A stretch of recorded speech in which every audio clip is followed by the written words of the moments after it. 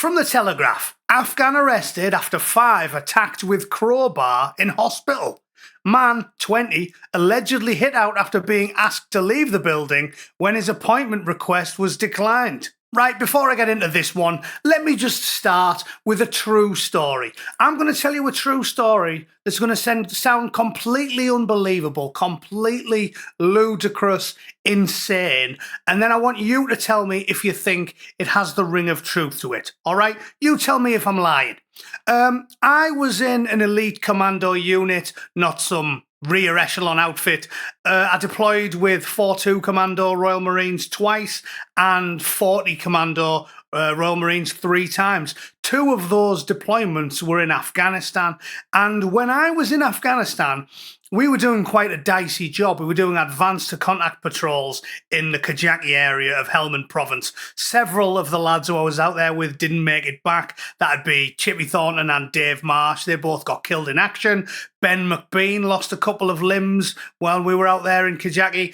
And while that was happening, the enemy, our mortal foes who were killing us or trying to, fortunately we won most of the arguments out there, while we were out there fighting for our lives against them, the British government was importing the enemy to England. So they sent the English lads to fight the Afghans in Afghanistan, and secretly, Robert Jenrick was in on it, the British government and their allies were bringing the enemy to England while we were away, and then they were covering for them, and the judges and the lawyers joined in, and they were covering for them when they murdered people, sexually assaulted people, surprise sex children, and you might remember this fella, that, what was his name, Lawangin? This guy murdered someone in Serbia, went on the run, lied about his age, came to the UK,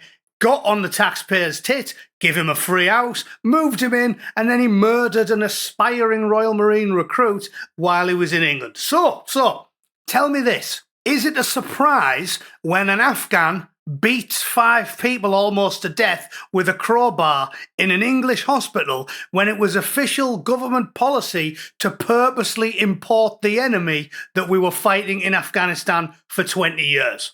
Answers on a postcard?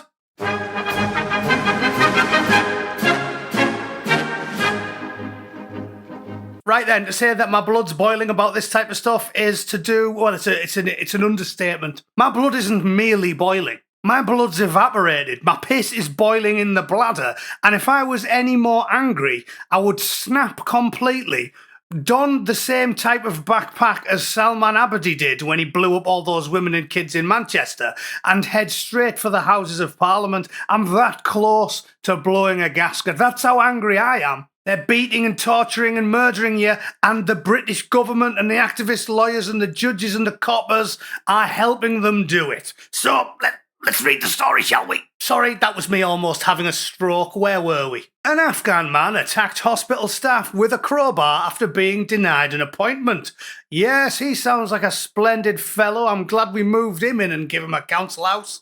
Officers were called to Newton Community Hospital in Newton-le-Willows, Merseyside, at midday on Tuesday following a report a man had attacked several people with a weapon. A spokesman for Merseyside Police said, Scouse not English, we're Scouse not English, so we love it when crowbar-wielding Afghans come to Liverpool. Oh, sorry, that was a security guard. Where was I? A spokesman for Merseyside Police said the weapon may have been a crowbar. May have been. Yeah, we're going to need 2 teams of detectives to get to the bottom of this one. The force said the man was believed to have attended the hospital to request an appointment, but became increasingly agitated when his request was declined and he was asked to leave. Join the club, son. Join the increasingly agitated queue, son. Get to the back. There's about 19 million people that are increasingly agitated when it comes to trying to get an appointment in an NHS hospital in the UK, but at least they've paid taxes for the last 45 years. You just rocked up in the last 2. So I'm afraid you're going to have to suck my stump, Sonny Jim. He was then reported to have damaged a counter before assaulting people inside the building. A 20-year-old man Originally from Afghan, of course he was arrested on suspicion of 5 counts of Section 18 wounding, affray and criminal damage. £50 fine, £50 fine. Yeah, if you do all that, you get about 8 years in jail. But if you're an Afghan, £50 fine, and when he asks you for directions to the hardware store so he can buy some sulfuric acid so he can melt a young woman's lips off because she didn't want to go for and have a drink with him, obviously we'll give him a GPS and send him on his way. Sevi Gomez Aspron. Even the councillors are foreign. Sevi Gomez Aspron.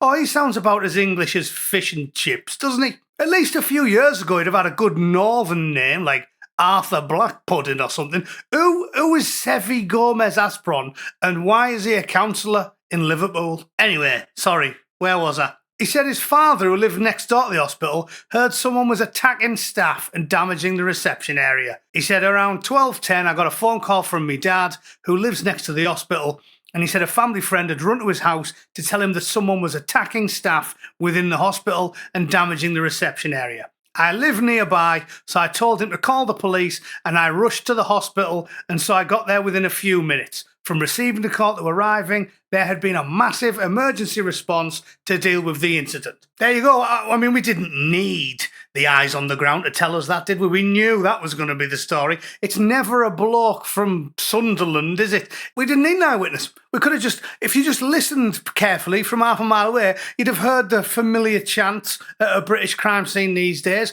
of something like, Durka Durka, Hapa Sherpa, a Bacala. That's what accompanies the poetic whooping sound of a crowbar being wielded by a foreigner in the UK, because that's what all the violent crime is now. It's blokes who weren't born in the UK and shouldn't be there. Easy. Sugdi Daran Shan Mugaragajaja said he'd been working in the best one shop across the road when a woman bleeding from the head came in and asked him to call the police. Jesus, imagine if you've just had your head caved in by an Afghan, and when you go for help, the first person you bump into's Sugdaran Shana Mugajagajara. I'm surprised she never shrieked in fear and then twatted him over the head with a stiletto.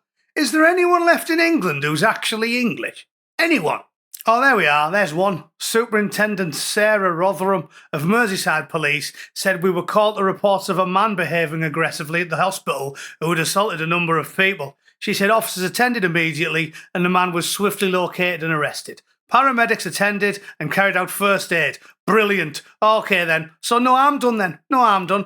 You got your head stitched back together, let in another few thousand Afghan men. Might as well. And even the one person in that story with an English name, there's a tenuous link to foreign sex offenders, isn't there? Because Sarah Rotherham, well, she's named after the city where 20,000 children got surprise sexed, while the coppers and the judges and the lawyers and the politicians laughed about it and pretended it never happened. Pushed it under the rug, didn't they? Marvellous. What a great story that was. I'll tell you what, there isn't enough shitbags in Liverpool for us to be getting on with, is there? It's a famous place. It's legendary for law-abiding citizens, Liverpool. So, I mean, it's a good job we've started importing foreign criminals. At least it'll give the coppers something to do, because there's never any crime in Liverpool. No, none.